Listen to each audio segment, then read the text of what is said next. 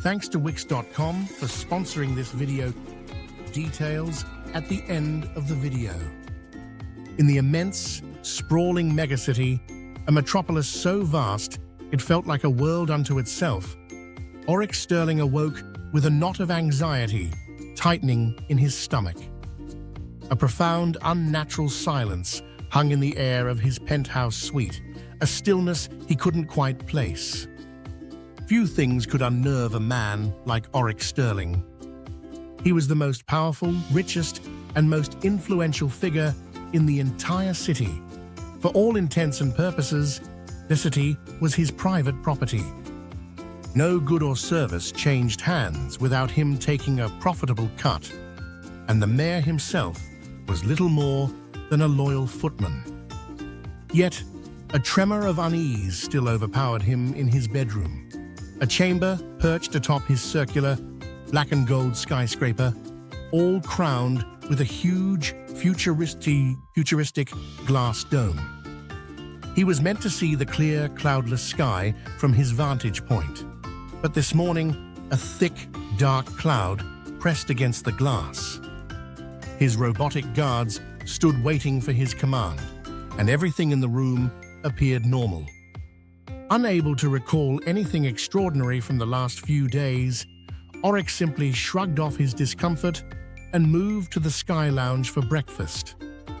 He settled into his chair.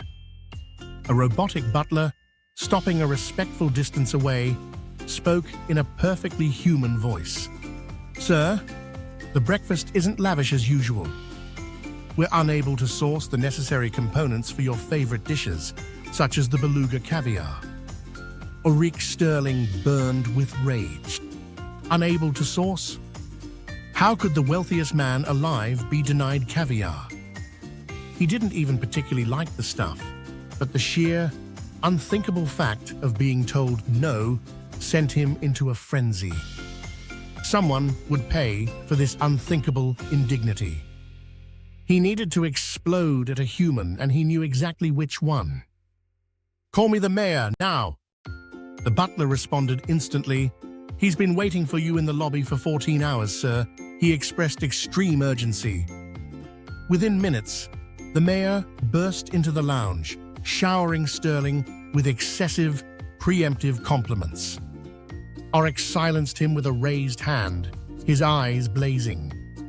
"Explain yourself. What is the urgency? And more importantly, where is my caviar?" The mayor's face was slick with sweat. "Sir, the citizens have left." Oryx was unmoved. Good riddance. The city was growing crowded with men and mice. "Let the peasants go." "Sir," the mayor pleaded, "all of them left." "Every single one." "Look outside." Oryx Sterling rose from his chair and walked to the window. He looked down from his ivory tower and finally understood the unnerving silence.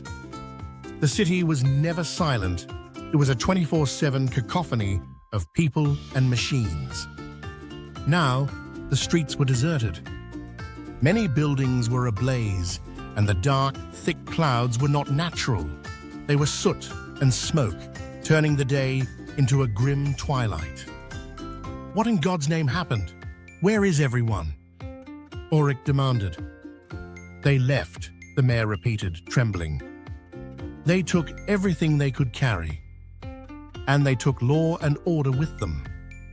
Now the city is at the mercy of looters, and the fires are finishing their work." Oryx smiled, utterly convinced this was a sick, elaborate joke. "Stop this nonsense, Mayor. This is a bad practical joke. What really happened?" "Sir, I'm dead serious," the mayor insisted. Sterling's anger flared again. "How did this happen under your authority?"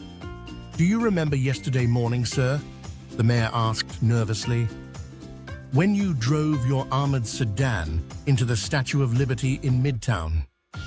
And then you got out, urinated on the broken statue, called everyone a cockroach, and left singing A Christmas Carol?" Oryx struggled to recall the details through a drunken haze. "Did someone photograph me? Did they file a complaint?" I pay you to make those dim-wits disappear." "No, sir, not like that," the mayor said, pulling up a video on a small screen. The footage showed a police officer at the crash site shaking his head. He then drove home, and the camera followed him to his small, crumbling apartment building. As he hastily packed a few belongings into his car, his neighbors gathered around. "I can't stay in this city," the policeman's voice was captured saying. "It doesn't uphold law or order anymore. I can't make ends meet. I see no future here. Any place is better. I'm going to start my own town somewhere far away." As the officer drove away with his family, a young man in a white collar looked at the empty street and said, "He's right."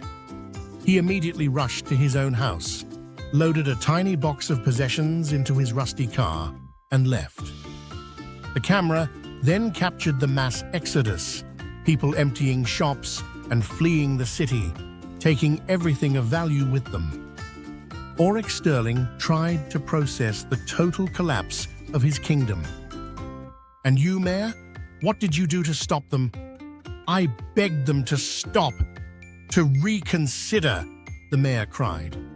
"One of them just laughed and told me, 'Mayor, you can keep the city.' And then they all left me standing there like a fool." Oryx's eyes suddenly widened. A familiar spark of avarice ignited. "Wait, no worries, Mayor. We'll call people to come live here, better people. Think of the opportunity. We'll bulldoze all those cheap neighborhoods and build new ones, only for the rich." The mayor shook his head, looking out at the spreading flames. "Sir, we have to leave. Now. As fast as we can." "Leave?" Oryx scoffed. "Why would we leave? My robot bodyguards will protect us from any criminal or idiot." "It's not the criminals we should flee from," the mayor explained, showing a new video feed of military convoys driving unopposed on the highway. "The forces of the next city over are on their way to invade us. Without the citizens, without the workers and the police, nothing can stop them. They are coming straight here." For the first time in his life, panic seized Oryx Sterling. He realized, with a sickening jolt, that he had needed those cockroaches after all. He abandoned his fortress and all his wealth, scrambling into a waiting helicopter and fleeing the silent, burning city, leaving his empire to crumble beneath the dark, heavy clouds of his own making. What do you think? Share it in the comment section below. Subscribe for more. Yours, the Counselor, SFTG. Tired of endless coding and complicated designs? Want to bring your dream business, portfolio, or passion project online? I know I was. That's when I found Wix.com. With Wix's intuitive drag-and-drop editor, I created a stunning professional website all on my own. I chose from hundreds of beautiful templates, customized everything to my liking, and even added an online store. And the best part? It was so easy. My website is live, and my business is booming. And it's all thanks to Wix. Go to Wix.com and create your own website today. By using Wix, you are helping my channel grow. Use the link below to start.